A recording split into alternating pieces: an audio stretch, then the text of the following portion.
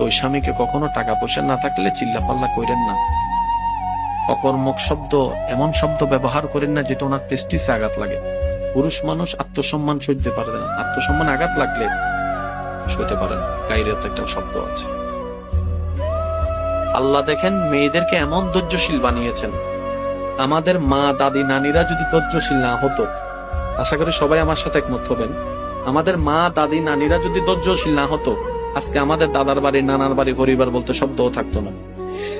আল্লাহ ওনাদেরকে সে ক্যাপাসিটি দিয়েছেন যেখানে আপনি আমি একটা সুইয়ের ব্যথা সইতে পারি না, সেখানে আমাদের মা আমাদেরকে দুনিয়ার আলো দেখাতে হাড্ডি ভাঙার ব্যথার মতো মারাত্মক ব্যথা, মরণ যন্ত্রণার মতো ব্যথা সহ্য করে আমাদেরকে জন্ম দিয়েছেন।